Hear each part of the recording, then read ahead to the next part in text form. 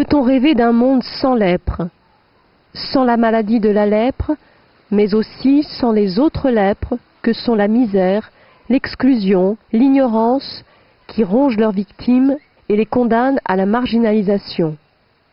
Un homme a pensé que ce monde était possible, mais que cela nécessitait un engagement et une lutte de tous les instants. Cet homme, c'est Raoul Follereau. En 1918, il a 15 ans et montre déjà sa volonté d'aider les plus pauvres et les plus oubliés. Il organise une première conférence, lançant la phrase qui sera la devise de toute sa vie: « Vivre, c'est aider les autres à vivre ». Peu de temps après, il rencontre celle qui deviendra sa femme, Madeleine, et qui l'épaulera dans son engagement pour les lépreux. Après les études de droit, il devient écrivain et journaliste, publie des poèmes et des pièces de théâtre. Mais en 1936, c'est le choc de sa vie. Raoul Follereau rencontre pour la première fois des lépreux à Bamba, au Mali, sur les rives du fleuve Niger. C'est à vous que je m'adresse, pas à votre voisin, pas à votre ami, à vous. Parce que vous êtes un homme et qu'il s'agit d'autres hommes. Voulez-vous sauver 15 millions d'hommes? À partir de 1942, l'intellectuel engagé devient un homme d'action, donnant plus de 1000 conférences pour construire le premier village pour des lépreux, faisant 32 fois le tour du monde pour aller à leur rencontre et dénoncer leur sort indigne. Raoul Follereau interpelle aussi bien l'opinion publique que la communauté internationale. Il réveille les consciences pour donner aux lépreux leur place dans la société. Sous son impulsion et avec son soutien, la lutte s'organise. Des associations s'unissent et mettent en commun leurs ressources, leurs moyens, leurs connaissances et leurs expériences pour lutter plus efficacement contre la lèpre. En 30 ans, j'ai vécu la moitié de mon existence avec les lépreux, chez les lépreux. Je peux bien vous parler d'eux. J'ai passé toute ma vie à les aimer. Des lépreux. J'en ai trouvé en prison, chez les fous, enfermés dans un cimetière désaffecté, parqués dans le désert avec miradors, fils de fer barbelés, mitrailleuses. Des lépreux, j'en ai vu nus, affamés, hurlants, désespérés. J'ai vu un monde inimaginable d'horreur, de douleur et de désespoir. Alors, je crois que la première chose que je garde comme souvenir, et qui, dans mon souvenir en même temps, s'inscrit dans le baiser aux lépreux de François d'Assise, je crois que c'est le fait que M. Follereau et Maman Madeleine soient allés embrasser les lépreux, et il fallait le faire à l'époque où ils l'ont fait. Donc, de leur dire, vous êtes des hommes comme les autres, non pas les exclus. Il fallait le faire. Je pense que c'est le premier message de cet homme et de cette femme.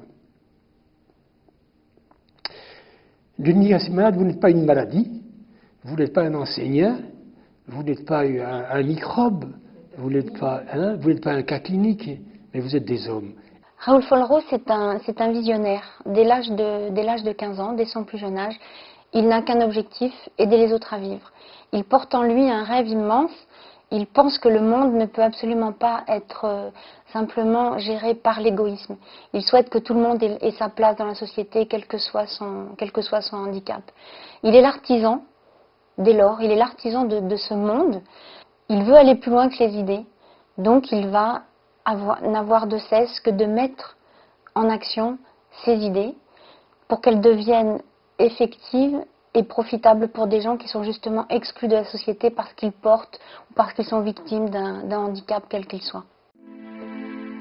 En 1954, Raoul Follereau crée la Journée mondiale des lépreux qui continue chaque année de sensibiliser le grand public aux problèmes de la lèpre et permet de récolter des fonds pour financer des projets. Raoul Follereau organise sa succession en désignant André Récipon comme son fils spirituel.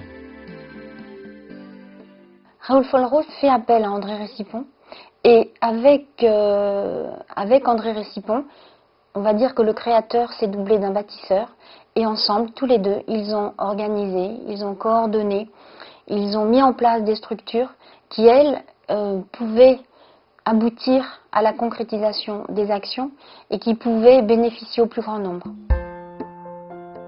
Depuis Depuis la mort de Raoul Follereau en 1977, sa fondation poursuit son œuvre dans une trentaine de pays.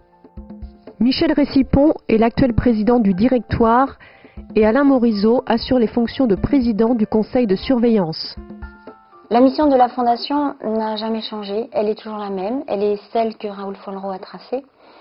C'est-à-dire que la Fondation Raoul Follereau, aujourd'hui encore, lutte contre la lèpre et contre toutes les lèpres.